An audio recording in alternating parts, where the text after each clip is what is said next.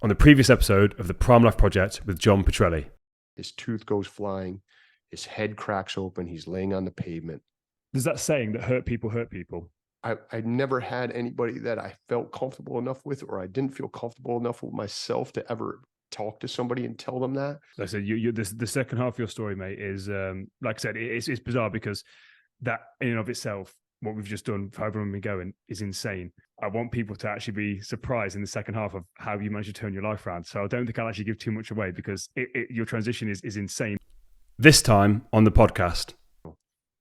If I had not been arrested, if I had not slept on floors, if I had not gone through all the things that life had thrown me earlier, I may not have been prepared to handle this. So those things that I saw as shameful, that I would never talk about for years, those things that I saw as weaknesses in me, ended up becoming the thread of who I was and put me in a better place mentally to make a definitive decision to go, I am not going to go to this place of negativity. But those things had to happen to me. So when you're out there and you're listening and you have the shame connected to something that happened to you in the past, know that if you take it forward and you own it, it can help you on the next challenge. Welcome to the Prime Life Project podcast, a place to help you unlock your full potential, both mentally and physically, to become the best version of you.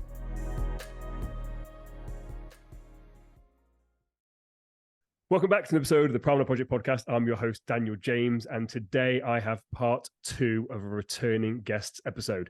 If you haven't watched the previous episode, I'm going to link it in the show notes, and if you're on YouTube, there'll be a little link at the top. I strongly recommend you go and listen to the first part of this episode. It's absolutely incredible. However, at the start of this episode, there should have been a bit of a quick recap for you to bring you back up to speed. So my guest today, for the second time, is Mr. John Petrelli. John, how are you, my friend?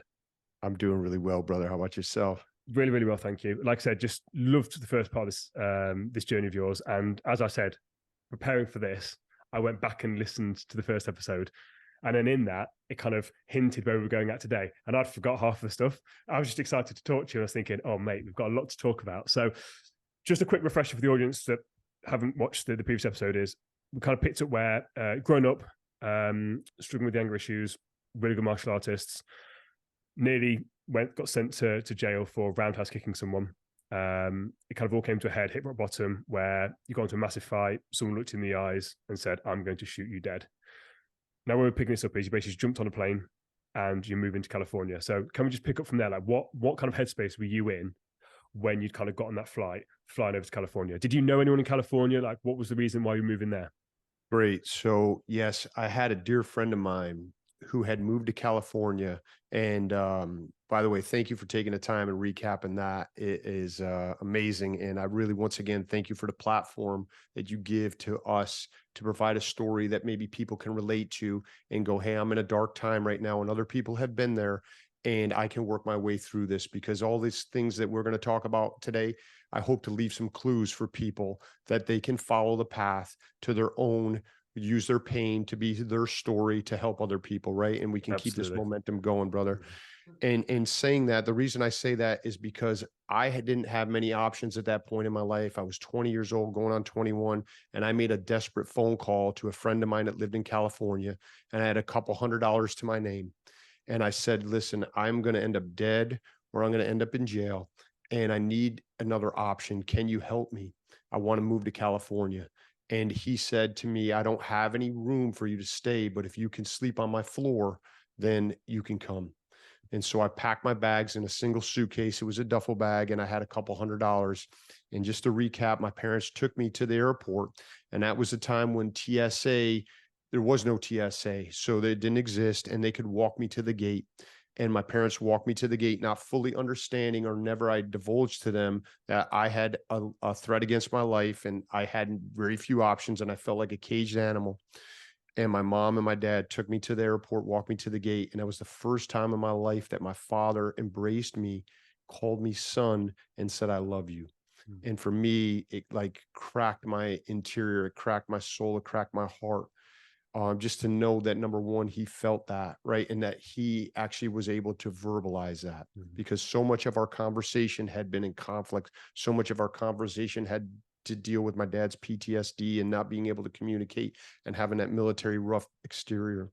So I got on that plane, brother, for someone that gave me a chance. They just gave me a chance to sleep on their floor. And I felt the weight of the world lift off of me as those miles started going behind me on the airplane. And I felt there was a new future at hand, even though I didn't know what it was. I was excited that it was new, that I didn't have to be beholden to my own BS of having to be a tough guy, that I didn't have to be beholden to my own image that I had to portray to other people that was false to my soul and just on the exterior. And so I didn't know what it was. I was excited, but I knew I needed to change my geography to get a new peer group, to get a new future, because I didn't have the fortitude within me to avoid temptation, to avoid peer pressure. Nobody else's fault but my own, but I needed to mature as a human being. And on that plane headed to California, that process started. What did the guy that you contacted, what did he expect was going to greet him? Now, what I mean by that was he expecting an angry John? Was he expecting this show off? Was he expecting this miserable? Like, what was he expecting for you to be like coming off that plane? And how did you handle that situation? Because obviously, what you don't want to do essentially is, and again, I don't know how this whole story unfolds, but you're trying to move away from that version of yourself.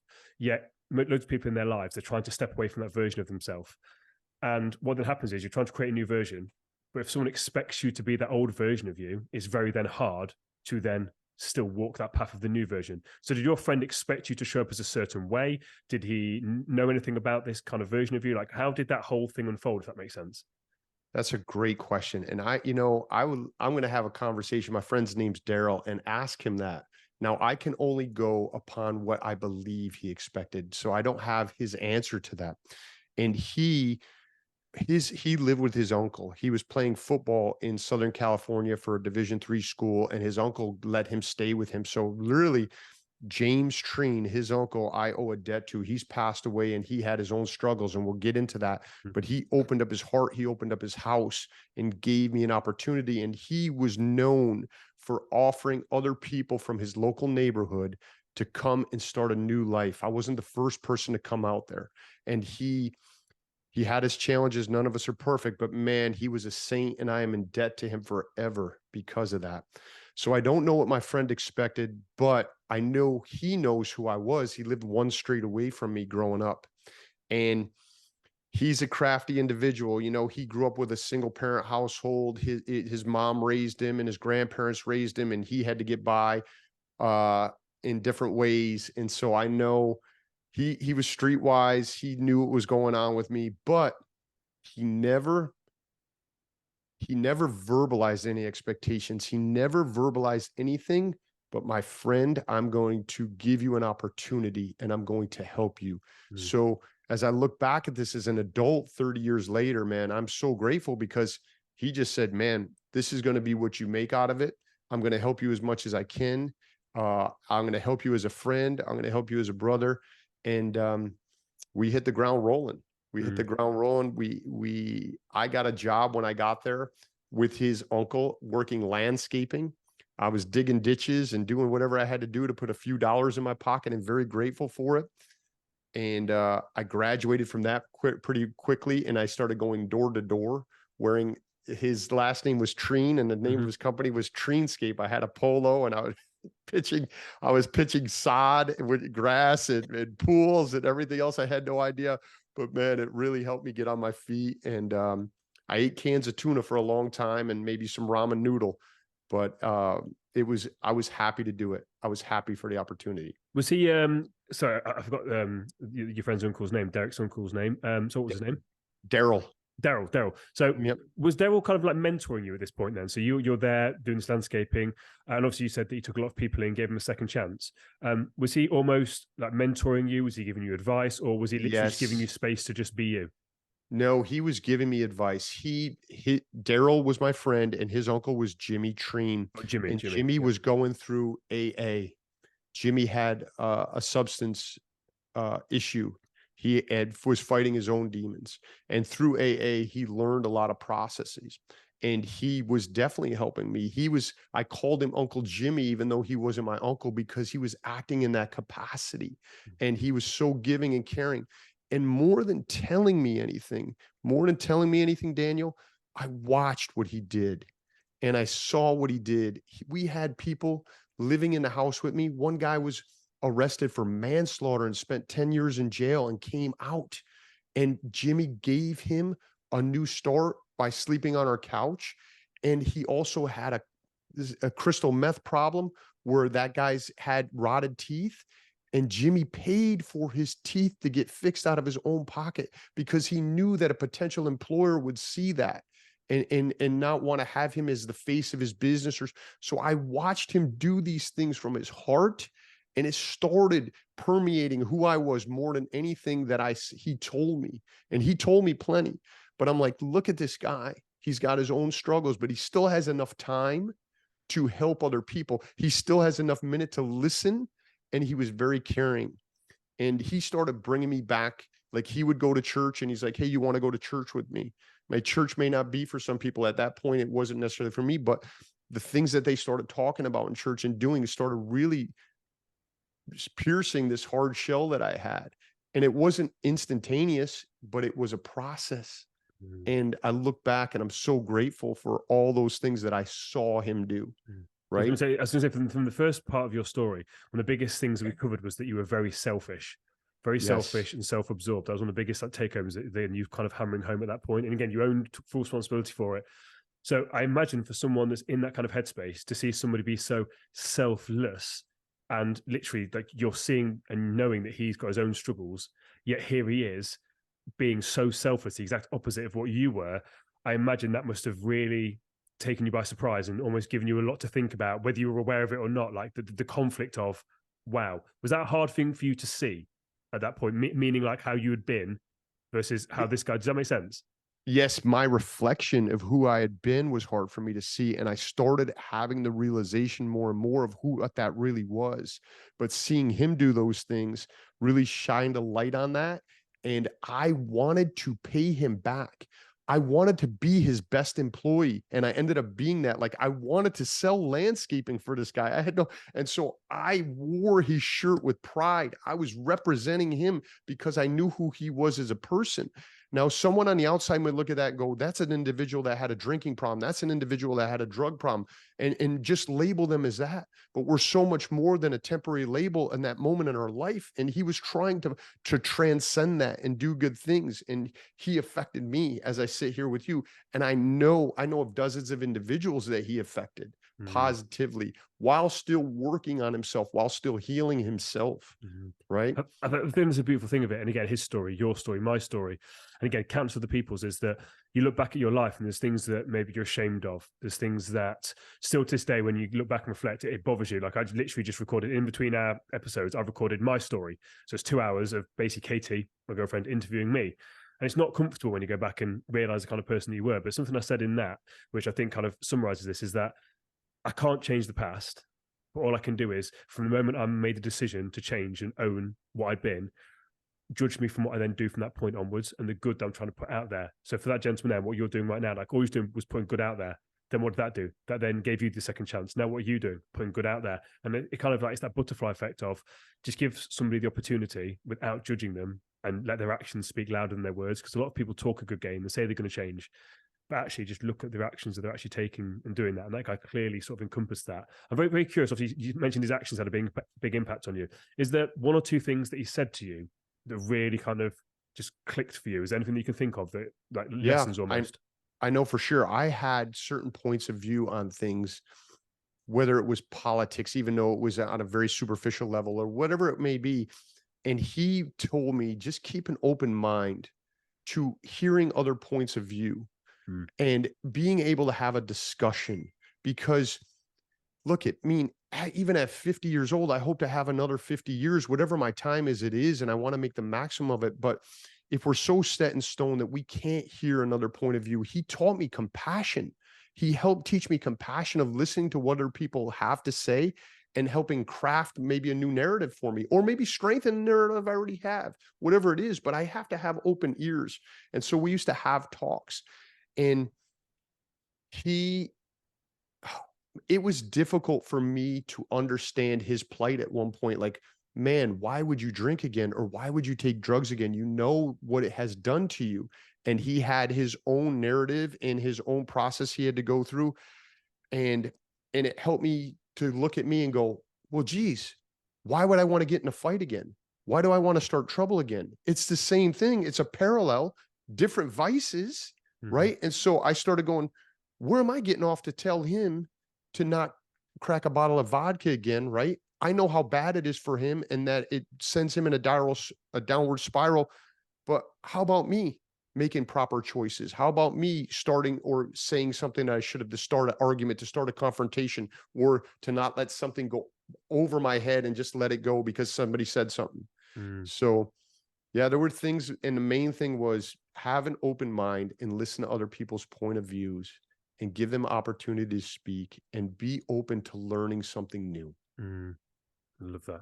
I love that. So at what point then did you start to become the John Petrelli that you are now? Like, at what point did you kind of stop doing the landscaping, stop working for Jimmy, and what led you down the path that you eventually got into? Because I imagine, like I said, there's a gentleman here that, again, is basically giving you the second chance. So I imagine it was hard for you to kind of step away from that. So at what point, what kind of happened where you kind of made that decision of, actually, do you know what? I've got this now. And then what kind of led you down the next stage of your life? So when I came out there, I had aspirations of being a fitness trainer. This is back in 1993. There was one certification for fitness training by American Council on Exercise. I was pretty verbal with that, and I was proud of the fact that I wanted to do that. And Jimmy had no problem with me stepping away from helping him out. I transitioned. I was working landscaping during the day. I had another job bouncing at night. And in the middle of the day, when there was a couple hours of downtime, I was studying. And I had been diagnosed with learning disabilities and everything. So I took my time studying, and I found something I was passionate about. It was easy to read the pages because, man, this is something I'm interested in. And I wanted to be able to learn this to help other people. I'm like, I'm starting a new future with this. And so not only did I transition from that landscaping and make my way into training, but I ended up becoming Jimmy's trainer. And I helped pay him back by not even charging him for training in the beginning. But I ended up studying. I took a test at San Diego State University, maybe 6 months after studying for this test. It was probably the first test I had passed since sophomore year in high school. And this is back in the day where you took a test. I had to wait 4 to 6 weeks for the mail to come for them to tell me I had passed, right? And so I was sweating and I was working that whole time. And I finally got the notice in the mail that I'd passed, and I got certified to be a trainer. And brother, I had no answers to what I had to do forward. I just had will and I had desire, because this is back in the day when we had, people probably hadn't even know about this, but an answering machine. And so I had flyers made, and I paid kids in the neighborhood to pass them out. And instantaneously, the man above was watching over me, because my phone started ringing literally that day. And I had an outgoing message on my answer machine. I came in from landscape, and people are calling me about training. I didn't know how much I was going to charge. I didn't know where I was going to train them. I had no answers to the simple questions. And on top of that, Daniel, I felt embarrassed that I was 21 years old. And in my mind, I said, when I call this person back, I am going to use a deeper voice to make them think I'm older than I am. So I would call it back, and I'm like, yes, this is John Petrelli. You called about training. And it was a learning process, but I started training people immediately. I found a private studio that just happened to open then, and they were looking for trainers. And all these things, if I look back and I look at what the odds of these things of happening are, it's like winning the lotto. But somebody was directing me at a higher power to have a studio open immediately, for me to pass the test, for people to call me instantaneously. I knew none of that then, but I look at it and the odds are so long. And I started training. My first client was this beautiful girl named Zahia, and she paid me $12 an hour to help her. And I couldn't have been happier, because if you remember back, I don't know if we covered it, but before I left New York, I was catching shoplifters for a department store named Bradley's, and I was getting $7.25 an hour. I had a knife pulled on me. I had a gun pulled on me, and I had to choke someone unconscious in intimate apparels. Mm. that was stealing. So now I'm making $12 an hour and no one has a knife that wants to stab me. I mean, I'm living on top of the world. The thing is, I remember my first time I had, I still remember this, the first time I had a personal training client, and her name was Heidi. So again, you always remember your first client I had. And again, I think you're very similar to me. Like when I've got qualified as a personal trainer in the UK, again, you're talking 15 years ago, we had to do like a year-long course. So you had to go to a college and do like practical stuff as well. So it wasn't just the stuff online now. We can do it in an evening and you qualified. It wasn't like that. It was proper in depth. And I had no idea what I was doing. That first session, literally had no idea what I was doing. I was like, oh my God. And I felt like I'd stolen this woman's money. So then I basically went on a mission to basically just read and just absorb information. But I'm just very curious, so where did this, because you kind of mentioned it, because again, I just want to speak to something you said there as well, because we covered last time about the dyslexia and how you sort of really helped me with that. It was something you uncovered for me. When it comes to dyslexia, I was exactly the same. It's the fact that when I was at school, I didn't want to read Shakespeare. I struggled to read normal English, and now you're trying to get me to read Old English. I can't understand normal sentence structures, and you're trying to get me to understand a poem. I don't get it, and I'm not interested in it.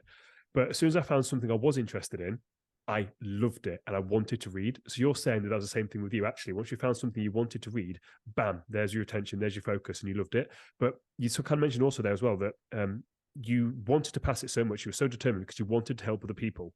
Did that come from Jimmy, or was that something that you'd wanted to do for a long time, you just didn't really know? Like, what made you want to help other people so badly?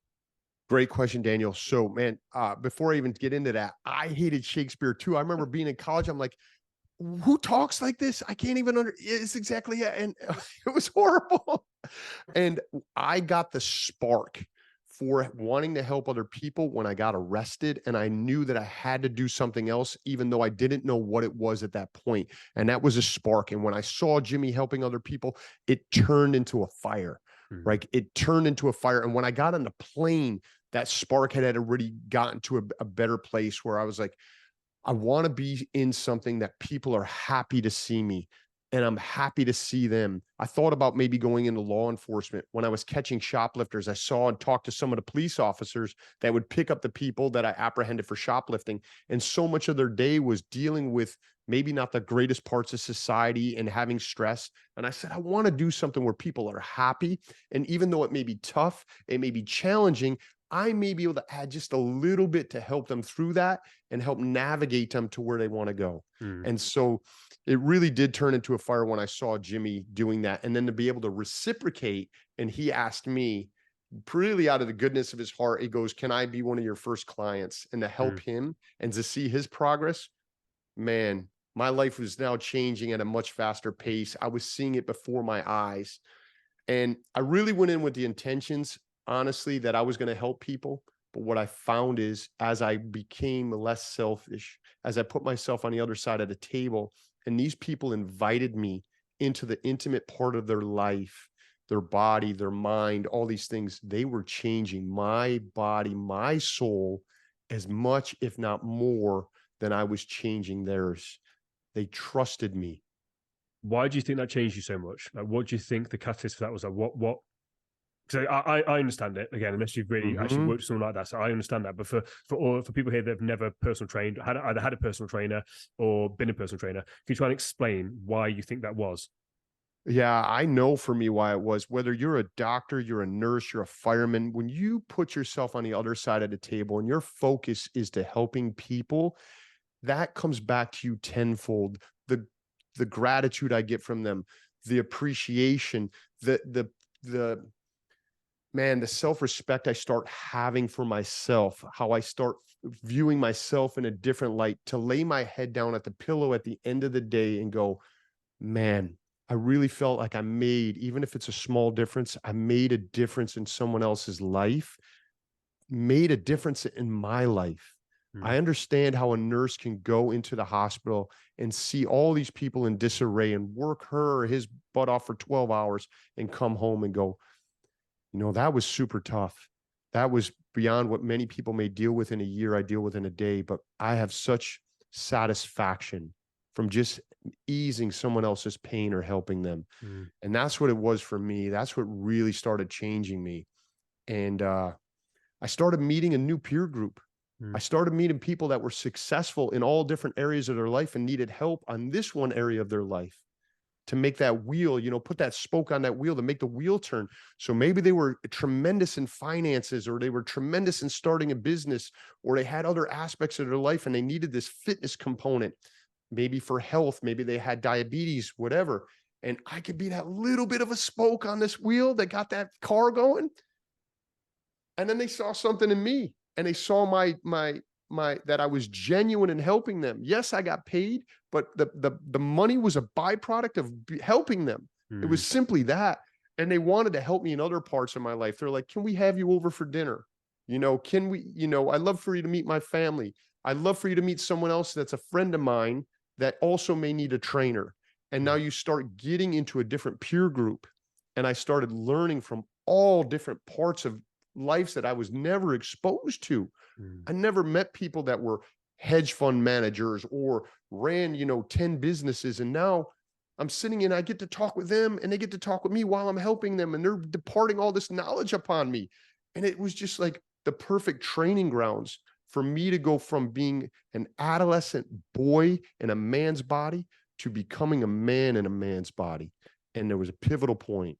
Did you feel at any point imposter syndrome? Did you feel like you didn't belong? Did you feel like you weren't good enough? All that stuff that people get when they're, because again, we're linking this to where you were and they go into fitness industry. There's a lot of people, again, when it comes to fat loss, let's say they're trying to lose 100 pounds and they go through that kind of identity crisis, or when people first step on stage to do public speaking or singing or whatever the hell it is, that first time they're doing something different that's out of their comfort zone.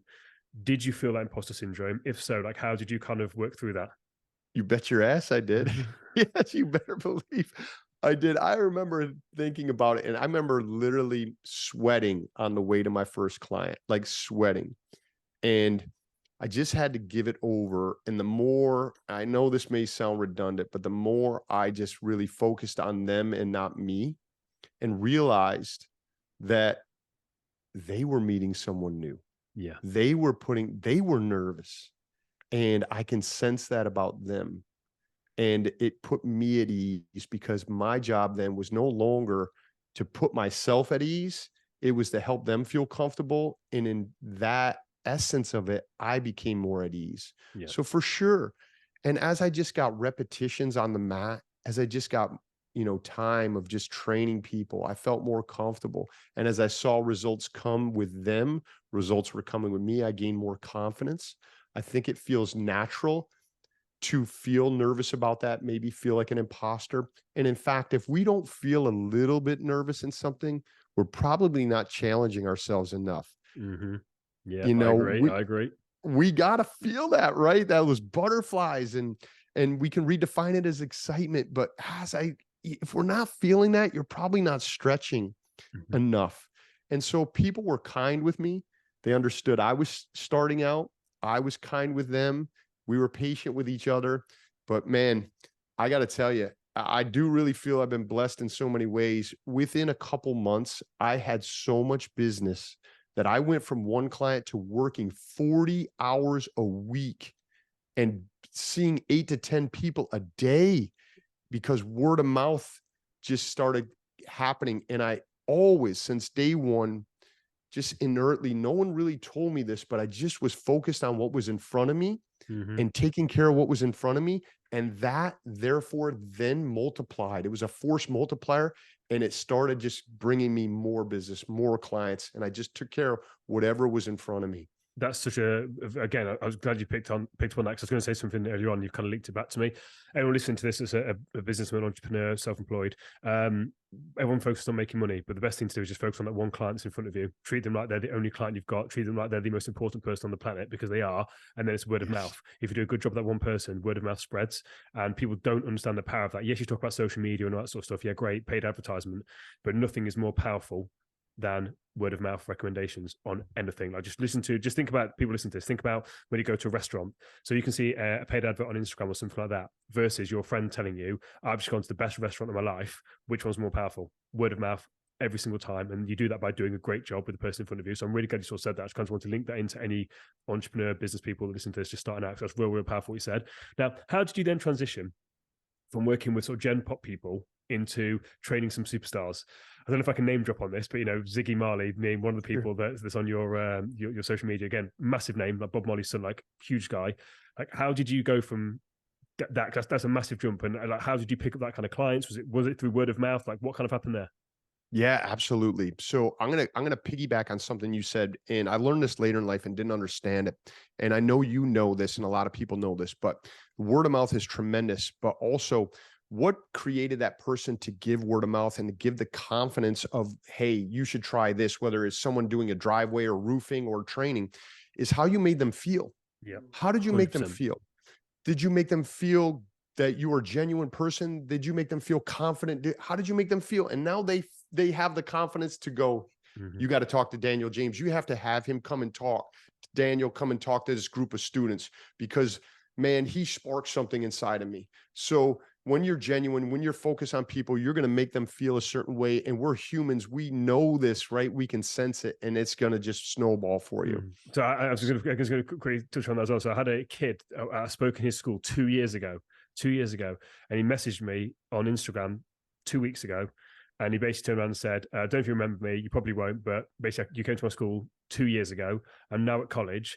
I still think about what you said to this day. Will you come and do a talk at my college? And Jimmy, you look at that and you're thinking, wow. And I said to Kate, I said, look at this message. So I'm going on Monday to do this talk. And it's just like, just sort of gone. It's making people feel heard, valued. And that's what it goes down to. So just to really tap on that, people really don't understand the importance of that. And it's even just down to when you're having a coffee in the morning, if you're going to a Starbucks or something, just actually taking some time to speak to the barista like you actually care, because you don't know the impact that will have on that one person. And again, they may not know your name, they may not give you any business. It's irrelevant. It's actually the energy that you put out there will come back to you in some way, shape, or form. And I cannot stress that enough. So yeah, so I didn't mean to interrupt you there, but I just want to sort of validate what you said and be like, that's actually happened to me recently. So that I did 2 years ago has now actually got me a paid thing right now. So it's just a bit bizarre. That's beautiful. And think about that, from that moment you first came into interaction with that kid to 2 years later in college. How many people did he interact with that you may never, ever be aware of, that had that positive thing happen to them because of how you affected that individual's life? Yep. Right? Times 10. And we get paid in so many ways. Money just happens to be one of them. But for, I know people like us, that paying of them just saying that just letting you, it's better than any cash you can get or any, it's the best compensation. Yeah. And, and with the coffee thing, I have my kids, when we go out to eat, I want them to know that we make sure that we take the time to tell the waitress, the waiter, that we are grateful for them bringing our food in. And I take the time to look at them. I'm not looking at my phone. I address them, because that job is something I've done. It's important, and I'm glad they're doing it. Yeah, agreed. Completely agree. So we kind of sidetracked, but I think it's really, really important. Yeah. So how did your business grow then? Like, how did you, because again, it's so I was in Southern California, a place called Temecula. It's in between San Diego and Los Angeles, and my business just flourished.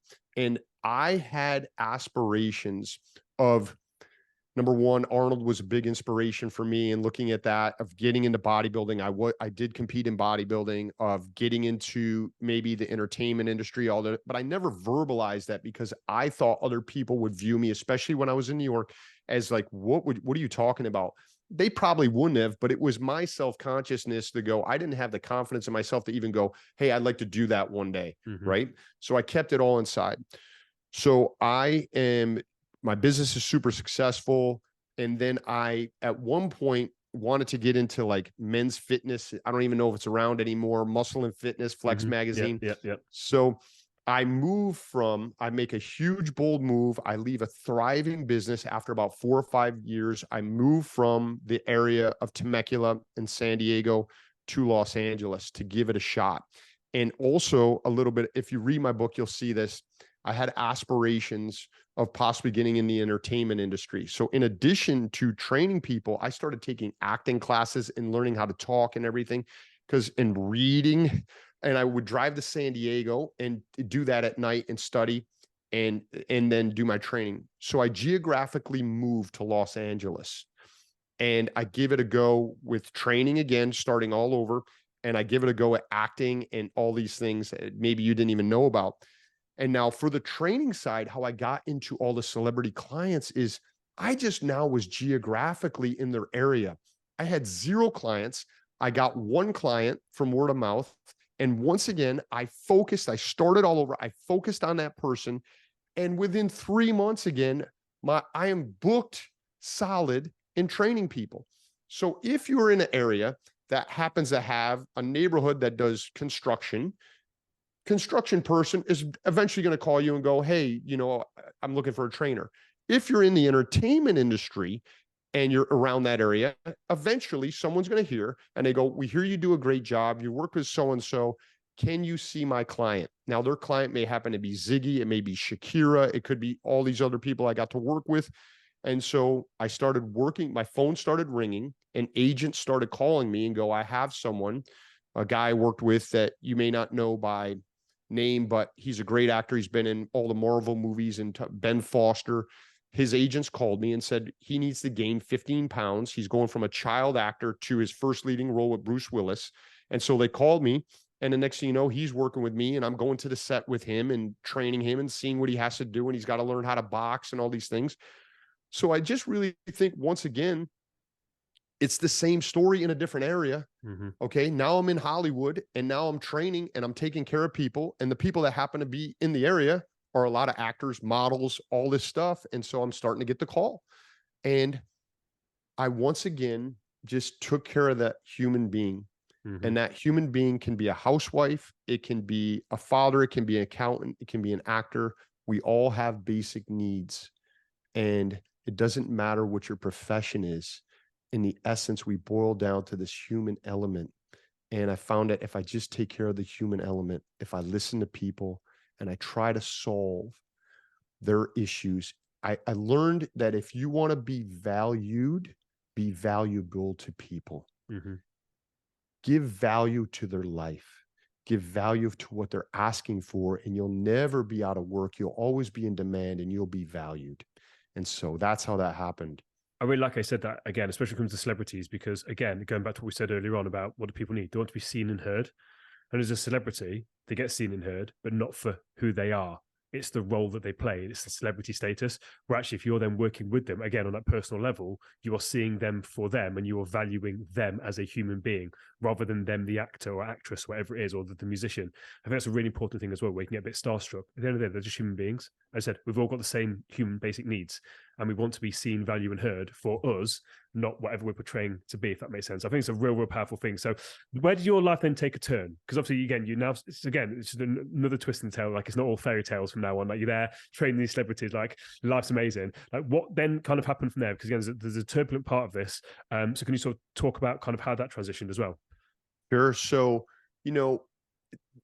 I want people to be, if they hear this and they're like, man, this seems like this happened overnight. This didn't happen overnight. We're talking over years. So be patient with yourself, right? Be patient with yourself. And as long as you start getting momentum in the right direction, you may have heard this before, but you have a little bit of snowflake and it starts off and it starts rolling downhill and it becomes a snowball. And then pretty soon it's an avalanche and it can't be stopped. So give yourself the time to be a snowflake. Give yourself the time to be that little bit of snow that's rolling down the hill, because eventually you'll get enough momentum. You'll get enough people in your corner. You'll get enough knowledge that you'll have an avalanche and you'll start this. So some to touch a little bit about celebrity and everything too, there's a whole section in my book called The Good, the Bad, and the Ugly. And I also found that there were dear people that are dear friends of mine. Ziggy's one of them. Sebastian Maniscalco, who's one of the world's biggest comedians. He just did a movie with Robert De Niro, became a dear friend of mine. I introduced him to his wife. We talk all the time. He just made fun of me this morning. Sent me a text. So I met some dear people, but also some perceptions of what I had also got shattered. And I found that some people that I thought may be super nice, that I looked up to, that I idolized, broke my heart, which was horrible. I remember clearly going to a movie, and I'm not going to say anything because I couldn't name it in my book because of legal reasons, but I'll just say Mr. Action Hero, an action hero you and I grew up with, that was beating the bad guy and saving the girl and using martial arts. I watched his movies like 10 times. And in fact, there was a movie he had as a kid. I used my paper route money and I went and saw it, and it was so good. I laid another $5 down and went right back into the theater and saw it again. So do you have time for this story? Yeah, mate, listen, listen, they're not fair. I want to know more details. So we'll keep it to as limited as we can go. Then I want more details outside. Just know this is one of the biggest action heroes ever. Okay. I had a friend of mine that lived with me back in New York because his parents went through a divorce and they had a violent breakup and there was some violence in their house. So he became like a brother to me and he lived in our house for many years. He would call me when he was out. This is back in the day before cell phones and all that. And my phone would ring, he'd be out and I'd be home and our home phone would ring and he would be in trouble and I would have to go and save him. And my mom would know something was going down because of the phone ring. And she's like, where are you going? You have to go help him again. And so now he moves. I give him my couch to live in Hollywood. He wants to move out of the neighborhood. He's sleeping on my couch when I move to Hollywood. He's working as a bartender for when the Lakers win the championship. They have this huge party and all celebrities are there and it's free alcohol. Well, Mr. Action Hero, my buddy, is a bar back making 10, 15 bucks an hour, sweating his butt off. Mr. Action Hero has a bad night and my buddy is bringing ice and filling up the bins of the bartenders. And Mr. Action Hero has a drink of scotch and he takes his glass and he throws the glass into the bin of ice that is supposed to be mixed with drinks. And my friend goes, whoa, whoa, whoa. He goes, that's not a trash. That's the ice that I have to use for people's drinks. Now I have to empty that out of broken glass and empty the whole bin and refill it up. And so Mr. Action Hero makes fun of him. And he's like, what the hell is going on? I can't, am I in Bizarro land? So he goes up to the top floor, gets ice, empties the bin. A half hour later, he fills it back up. Mr. Action Hero is sitting there, takes his beer bottle, and with all his force, throws his beer bottle into the ice and shatters it. And my buddy goes, I don't care if you're going to kick my ass. You will not do that to me. And goes after Mr. Action Hero. Now, I can name this. Shaquille O'Neal steps in between and breaks up the fight. Okay. Wow. And Mr. Action Hero gets kicked out and passes out in his car in the parking lot drunk. Now, the guy that had been calling me when I was 19 years old at my house in upstate New York calls me from there and goes, it's 2:00 in the morning. My phone rings. I pick it up. He goes, you got to get down here. We're going to kick so-and-so's ass. Shaquille O'Neal. He goes, Shaq just had to break up the fight between us. And I'm trying to process this at 2 a.m. I'm like, what are you talking about? I go, you mean Shaquille O'Neal? He goes, what other Shaq you know? And he goes, we're going to kick his ass. He's in the parking lot right now. So now, Daniel, the guy that I had all these, that I thought was the best person on the planet, that was the superhero that I held in high esteem, I put my pants on, a t-shirt on, and now I'm driving down to the parking lot thinking about how I'm going to beat this guy if we get in a fight, because I know he's known for throwing jumping, spinning kicks. And I'm thinking, I'm going to double leg takedown him. I'm going to pin him to the ground. I'm going to use jujitsu and negate his striking.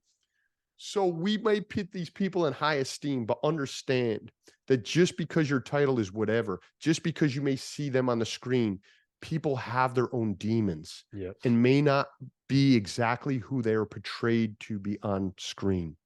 And I learned that. I think that's so important because, like I said, it's especially when you look at some of the celebrities and what they go through when they're struggling. It's like, especially a lot of them, they are thrown into the spotlight with no tools. So again, someone was using an example of Mark Zuckerberg. Whatever your views are on him, I've got my views on him. But based on made an example, at 20 years old, he had more money than any of us could ever possibly dream of ever in a million years. Like, that's going to affect you in a certain way.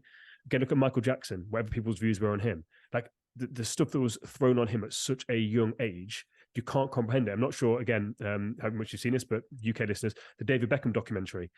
So David Beckham was a huge soccer player. Obviously went to LA Galaxy in America, but when England got knocked out of the World Cup, this guy was 21, 22 years old, and the hatred, they literally made mannequins of him and were hanging them outside of pubs.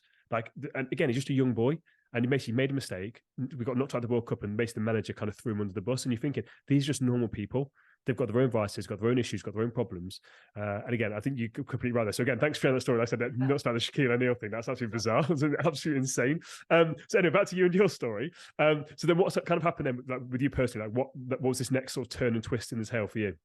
Yeah. So, and to just piggyback for 1 second on what you said, in the book, I wrote, there were 3 or 4 incidents. I got into an altercation with someone that won an Academy Award on Academy Award night.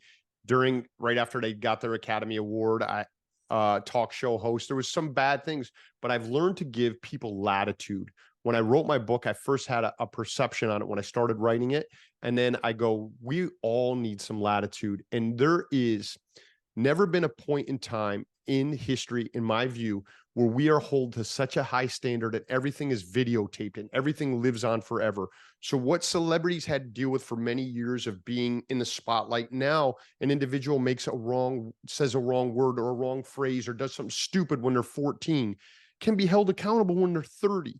Mm-hmm. So let's give everybody some latitude and understand we are all human beings. We all make mistakes, and one incident doesn't define an individual.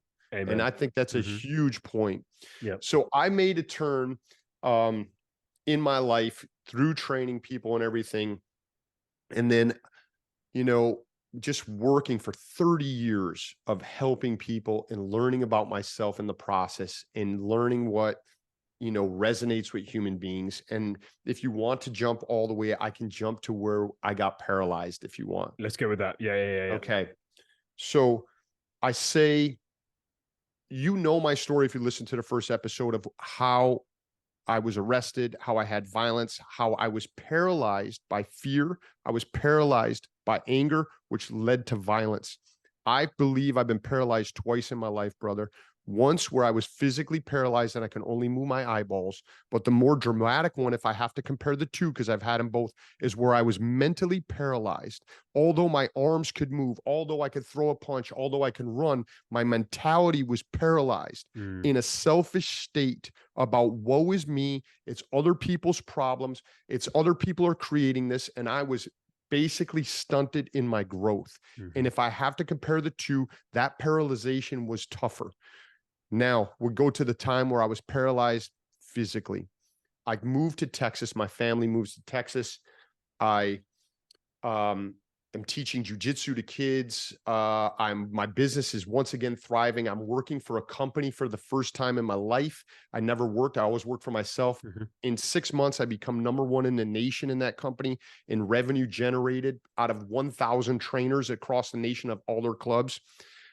And I end up getting COVID, and I'll tie this all together. I end up getting COVID from teaching Pride Jiu-Jitsu. My kids get COVID. It's just starting out. For my kids, it's a blip on the radar screen. They have some sniffles. They get over it. My wife gets it. For her, she rests. For me, this testadura, hard head in Italian, I got a quarantine for 10 days. Okay. And I can't sit still. I'm learning to sit still a little bit more. So I'm building a garbage corral in my house. I'm doing construction. I'm doing the assault bike for an hour when I should probably be resting. Okay. The reason I brought up the business thing was I was going through a business deal with this company that was going sideways. They actually said I was making too much money and they were changing the terms of my contract, and it was messing. I allowed someone to get in between my ears and hold my headspace, which is a lesson learned. I won't allow to happen again, but I wasn't sleeping well thinking about that. So COVID goes way harder than it should because I don't rest. I can't sit still with myself. I allowed someone to hold my headspace and I get really sick. Now I recover from COVID, and not long after COVID, my feet start going numb. And I've returned back to work and I don't say anything to anybody. I don't tell my wife. I can't feel my feet. And that goes on for maybe a week. And then pretty soon my fingertips start getting numb where I can't feel my fingers or my hands. And it's getting worse, but I'm not saying anything. I'm just like, man, this will pass in my head. And I'm going to work long days. And then it starts ascending up my body where now I can't feel my ankles and I lose my urinary stream. I have to pee, but all of a sudden I can't pee and my vision starts getting blurry. Now, one of the last straws is, before I tell my wife, is my feet start getting so numb and painful, like throbbing, that I'm waking up in the middle of the night at 2:00 in the morning and I'm filling my tub full of ice and cold water and I'm taking ice baths. It's the only thing that's relieving the pain. So I tell my wife, I wake up in the morning, I said, look, I'm going to go see, I have like 8 or 10 clients today. And then when we come home, we may need to go to urgent care because I can't feel my feet. It's all going on 2 weeks. My hands, I can't feel right now. I'm trying to pee. I can't pee. And God bless my wife, Cheyenne. She is the yin to my yang. She goes, no, my husband, we're going to take the day off from work and we are going to go to the urgent care now. And thank God she said that, because Daniel, we go to urgent care and things are starting to progress at a rapid rate where now this numbness is ascending up to my knees and I'm having trouble walking and I'm having trouble shaking someone's hand. I define it like a double A battery that's getting drained. My power is losing. And this is someone that's defined by his physicality. So we go to urgent care. They start giving me these tests and I am going downhill quickly. And they started giving me a different tests and I faint. And I'm not a person that faints. I pass out in the examination while the doctor's with me. They bring me back and the doctor starts talking to us and goes, look, I don't want to scare you, but you are showing a lot of symptoms of a couple rare autoimmune disorders, multiple sclerosis, and this thing called GBS, which I had never heard of, called Guillain-Barré syndrome. He says, we don't have the capabilities of finding out here, but I'm highly recommending that you go to emergency care right down the street at the hospital. We're going to order a spinal tap for you where they're going to put a needle in your spine. They're going to drain the fluid and they're going to test the proteins to find out if what we think is right. So by the time I go down there, this stuff is ascending, the numbness up past my knees now. I'm super weak. They bring me in the emergency room. They put me on a table. They numb my spine. They give me a spinal tap. And they say to me, it is going to take an hour for us to get the results from the laboratory. You can stay in the emergency care, which is fine, or you live a half a mile from the hospital. If you feel comfortable, you can go home. I don't have a great relationship with hospitals. My father ended up being in the hospital for a month with cancer when he passed, and I slept with him. And it just doesn't feel like a healthy place to me between all this stuff. So I go home, I take a 20-minute nap, and the doctor said before I left, if this ascends any further up your body, you have to get back in here immediately, because if it ascends to your heart and lungs, it will shut them down. Okay. And you will no longer be able to breathe and your heart will stop. So I take a 20-minute nap and I can no longer now feel from my waist down and I can barely walk. Okay. I went from thinking I was going to train 10 people to I can't walk on my own now. My wife has to help me walk. So we go right back to the hospital. They look at me, they test me. I have no more reflexes. They test the reflexes in my knee with the hammer. It's gone. My elbows, can't feel any of that. They put me in a wheelchair and they bring me in the elevator to the ICU, the intensive care unit. And as I get up there, I can no longer walk. I see people in different states of disarray, whether they were in a car accident, whether they had COVID and it was an elderly person, whatever it may be. And I know in my heart that a lot of these people are not going to make it out of here. But I make a definitive decision in my mind that I am never going to complain. I don't know what the hell GBS is. I don't understand what's going on, but I'm never going to complain.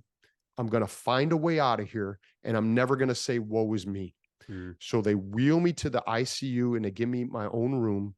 And I make some decisions that really, I believe, crafted my escaping the ICU. I get to a point where I can only move my eyeballs. I literally have become fully paralyzed. And this guy that could lift X amount of weight or do jujitsu or get in all these altercations and come out on the other side has lost all of that. But I decided that I was going to fill my room with positive vibrations. For me, that's Bob Marley, that's Ziggy Marley. So instead of listening to the beep of the heart rate monitor with all these leads they had hooked up to me or someone moaning in the next room, I didn't care what anybody thought. I played that music for me 24/7 in my room because I wanted to be surrounded by things that inspire me. My wife looked at the food, and this is something I want to tackle in the future. I love our caregivers. I love our nurses, our doctors. They're there for us in the toughest time, especially when you're a patient. But the food in the cafeteria was chicken fingers and French fries. And if there was a vegetable, it had been underneath a heat lamp for a week. And my wife said, we are not going to fill your body with this food. I'm going home and I'm going to puree organic foods because I couldn't swallow anymore. Everything had to be pureed for me and I had to drink it. So she went home and got those foods for me and started nourishing me on a cellular level. So now I have music and vibrations filling me on that level. I started nourishing my body on a cellular level with organic foods and vegetables. And then I said to myself, I am never going to allow my mind to go into a negative place. And I started visualizing my body healing itself. And this may sound crazy, and I am not nullifying any of the stuff the Western medicine did, because they clearly helped me. But for me to be in my best position to have healing happen, I started visualizing my body healing itself, and I started doing breathing exercises and meditation. And I was asking my body politely, because GBS, your body attacks its own nerves in the myelin on your nerves, and it feels like there's a foreign entity. It thinks there's, and so it starts eating the myelin sheath on your nerves. So you have no more electrical charges from your nerves, and you can't, it doesn't matter how strong you are if you have no nerve endings. So I started asking my body to stop attacking itself. This is going on over the course of days. And then I start asking a little bit more, demanding, until I demanded my body to stop attacking itself. They gave me medication. There were tons of things that happened in that hospital from me. Listen, when I lost my physicality, I learned to use my mentality, because it was all I had left. There were times where I crapped myself in bed, where I soiled myself several times and there was no one there to help me. And I couldn't even get up or ring the button to ask for a nurse to come. And when I dealt with that humility, I understand and became more compassionate for other people that may be under those circumstances. So as I lost one part of who defined me at that point, I tried to access other parts of me.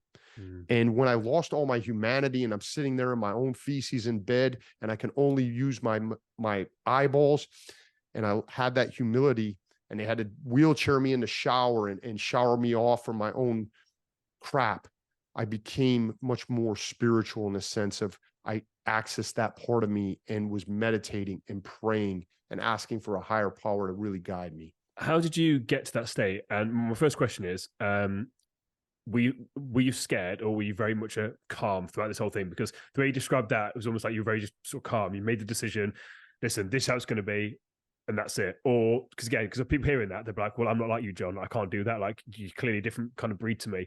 And even I'm thinking this, I know this is how it goes. I'm like, bloody hell, I couldn't do that. So I'm just, again, can we get a bit more like what was that transition like? Did you literally make a decision and that was it? You didn't entertain any sort of negative thoughts? Or did you have times where you kind of went with the victim mentality and then like, no, this isn't how it's going to go down? Like, how did that kind of happen? Because just for people that happen to go through this, because for me, obviously, I hope that no one ever goes through anything like this. But again, the power of the mind and the body healing itself, obviously, as you said, the Western medicine did its thing, 100%. And again, you can't take that away from anything. However, I fully believe that you've got to be your own healer first. Remember, there's only so much the Western medicine can do. If the body's given up on itself, there's nothing you can do. So you kind of said, listen, hold on in here, let the Western medicine do its thing. So if anyone's in that situation, how did you train your mind to do that? Yes, those are great questions. And I think it's on several levels, Daniel.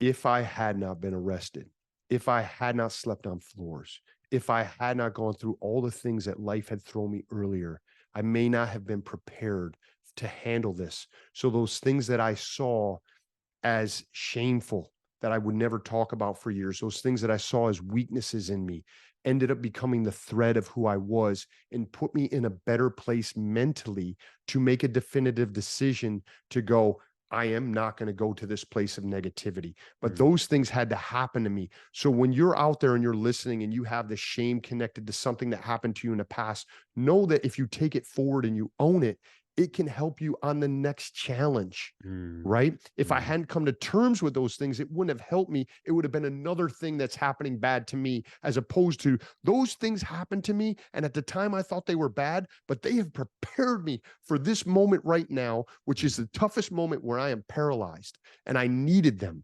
So that helped me, my friend.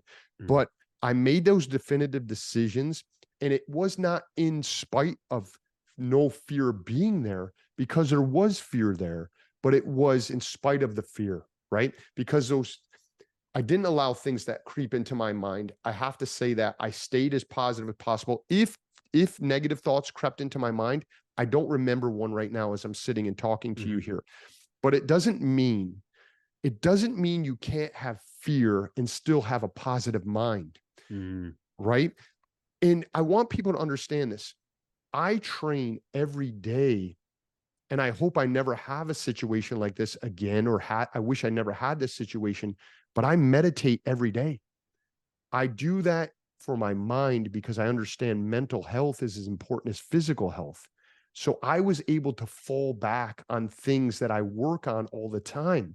And I would love to give in the show notes some things that I do that people can access for free. Like I do Wim Hof breathing, and I do that every day. And I do gratitudes every day because in my time of need, I had those tools to access.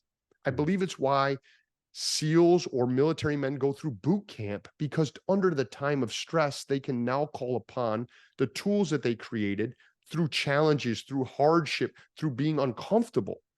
And so I was more in a position at that point as 50-year-old John Petrelli to deal with that than 20-year-old John Petrelli. So there was fear. There was a time where, my man, I had lost all my physicality. They had me in a wheelchair, and I had chest pains in my left side of my body, which is your heart. And they didn't know if I was experiencing a stroke. They hooked me up to EKG. They found there was no stroke. They didn't know what was happening. They said it could be a byproduct of the medication we've given you, but we don't know.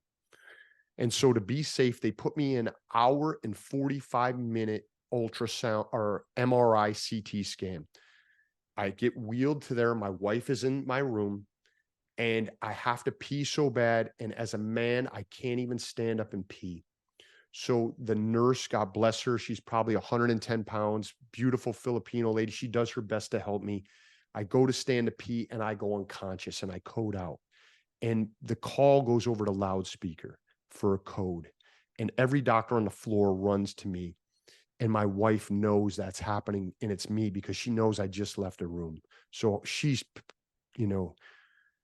going through a lot with that. And there was a nurse that was the head nurse, a beautiful person named Jama, who's from Africa, who is in his 30s. And what you would see more as like an alpha male, you'd maybe think of him more as a fireman, or maybe not a nurse, maybe just my narrow-minded head. And he said, when he comes out of the MRI, we need to catheter him because I can no longer pee on my own. And I was so emasculated that here I am, I can no longer stand. I can no longer pee on my own. They're going to stick a tube up my body so I can pee. And I pleaded with him, listen, please just give me another chance. I know I can pee on my own. And he wasn't having it. And in that moment, I so disliked him. And I thought about ways I can get out of it as I was in this hour and 45-minute ultrasound MRI. And as I came out, he said strong, and he's like, no, we're going to do that. And they ran a big tube up my dork, and I could no longer pee on my own. So one more step, right? I've already crapped myself. Now I can't pee. And I came to understand that nurse Jama, we came to talk days later, and he was exactly what I needed. Because if I had my own druthers, I wouldn't have done that. But now I no longer need to worry about that, and they can work on me. And I learned that he came from this family in Africa where his dad was killed at a young age, and he had to go into dumpsters and get food for his family. And he came to America, and he said, I wanted to help people and become a nurse because other people helped me. And there was this charity in town that would bring us food. So he came to America to do that. And we connected on this level. And so you never know, like you may think something's there to harm you or to hurt you, or may not do what you want in the moment, but it was exactly what I needed. Honestly, you've said, like you did last time, so much gold there. So I'm just going to try and unpick a few of this. For me, I'm a big believer that life happens for us. I literally had a conversation with a client earlier on today. Life happens for us, but in order for it to happen for us, it first has to happen to us. And we don't really realize that when it's happening to us, it's hard. But actually, it happens for us. It always happens for us, but it's got to happen to us first. And then I love the fact you also mentioned that fear and a positive mindset can exist together. Like it's not one or the other. Just because you're in fear doesn't mean you lose the positive mindset. And just because you have a positive mindset doesn't mean that you can't have fear. That can coexist together. Really, really powerful stuff. because you're obviously really conscious of your time here. How did you come through that? Like, what was the thing of that? How did you overcome it? Like, what was the outcome? Are you all clear now? Like, what's the situation? So I'll wrap it up for you. So 10 days later, they wheel me out in a wheelchair, and they believe they had stopped through this medication, IVIG. They had stopped the progression of it. They don't know for sure, right, if it was going to progress or not, but I get wheeled out in a wheelchair and I start physical therapy immediately. And I want people to understand that, yes, there is positive mindset and it starts with your physicality, but you have to do the work. At the end of the day, you have to do the work. And so I started doing physical therapy 5 days a week with a physical therapist, 2 days a week on my own. So 7 days a week. And I didn't stop. There was a point, Daniel, where I could only move this finger. And I didn't say, this sucks, I can't move my other fingers. I said, I'm glad I can move this finger. I'm going to move this friggin' finger until I can move the next one. And I didn't focus on the shit I didn't have. I focused on what I did have. And I eventually graduated from a wheelchair to a walker to a cane. And there were times where I failed over and over, and I tried to walk at midnight from the couch to the chair, and I fell, and I had to pick myself back up. And I did it because my wife at night, because my wife would never let me do that on my own because she cares too much about me. But I never complained, and I put in the work every day, working with an amazing physical therapist. Brandon White helped me, and just constantly going to it till I could get my body back. And in this process, I'm just going to put this tidbit in there. Remember, I had dyslexia, diagnosed with dyslexia. I suck at school. I get inspired by listening to an audiobook, and I said, I have this story that is my life, and I can really only move my fingers now. So now would be a great time. I'm going to be out of work for 3 to 4 months to put a book together. Never written anything. So I listened to this book. I contact the person that the book's about and know him through history. He puts me in touch with his editor, and I contact this guy. I go, I got this story. And he's like, listen, I just came off this project. I promised my girlfriend I'm not going to do another book anytime soon. I'm dead dog tired. And I talked to him a little bit. He goes, okay, send me, because I'm persistent. He goes, send me an email with a chapter or whatever you've written. So I email it to him, and he calls me back 10 minutes later. He goes, send me something else that you written. I sent it to him. He calls me back. He goes, son of a bitch. He goes, I said I was not going to do another book, but if you want to do this book, I'm going to do it with you. You have a story to tell that can help people. So I'm out of work for 4 months. And so here's someone that hasn't written anything. I'm working the keyboard. I'm having people help me. I have this guy that's my editor, then becomes my co-author. And we create a book that ends up becoming a #1 Amazon new release that I've never done anything like that. And I've got people call me from jail that have read this book or have had GBS.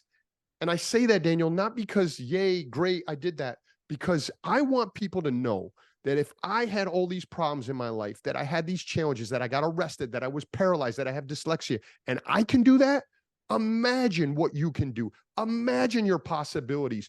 It is all possible. If I can do this, you can do 10 times more. You got to put in the work. You got to believe. You got to surround yourself with people that are going to lift you up. They're going to hold you accountable. But shit, it is possible. So I want them to know that they can do anything. Mate, I need to go train or something. Jesus, mate, you're pumping me. I'm sat here thinking, fuck, like, I need to go do something. But yeah, like, people listening to this, like, yeah, like, pump me up. Honestly, mate, your story is just insane. You are, again, so inspirational. I love everything about you. I've said that from day one. Like, your energy is just insane. Like I said, just everything about you, mate. Honestly, I feel like I've known you forever. Like, just the last time, was the first time I spoke to you, and as soon as you jumped on the call again, it's like we just spoke like a week ago. Like, and again, it's almost a month. It's just, mate, your energy is fantastic. And again, it's very infectious, like your enthusiasm, and we're on the same mission of trying to help people. Where can people, so what's your book called, and where can people purchase the book? 100%. Thank you so much, Daniel. It's Confessions of a Hollywood Trainer. You can find the book on Amazon. It's on Audible. The audio book has 3 hours of extra content. If you think I talk a lot now, you probably need a nap from hearing me talk. I apologize, but we do it like a podcast style. We borrowed a little page out of David Goggins' book. Yes. And so the audiobook is awesome. It's on Amazon, pretty much everywhere you can find it. And you can find me on johnpetrelli.com. My next thing I want to do is, I love training. I feel blessed, and I see 10 people today, but I'm going into taking this to a bigger platform, and I want to do some motivational speaking, speak to people, tell them my story, and understand that their story can be their power. And so I'm working on getting in front of bigger groups of people, because I want to empower more people to know that they can do whatever they want, that it's all possible. Mate, I know you're going to smash that because, like I said, you've inspired people today, and on the previous episode you did, like you're me and Mikey both do public speaking. Like I think we'll both agree that you're going to absolutely smash that, mate. So I look forward to hearing your journey, look forward to seeing your journey, and anything I can do to support you in the future, mate, you let me know. Thank you so much, and thank you for giving us this platform. One last thing, people can contact me if yeah. I was going to say that. Where can they find you? Yeah, they can find me John.Petrelli on Instagram, Facebook, John Petrelli. But I want to put this out there, Daniel. I don't remember if we did it last time. Caregivers, firemen, policemen, teachers. I will donate my time to help you. If you reach out to me, you have an organization, I have an affinity for you. You help us in our times of need. So don't be afraid to reach out to me. I give a certain amount of my time away each year. Please contact me. Let me know how I can help. I will be honored to help you that help us every day.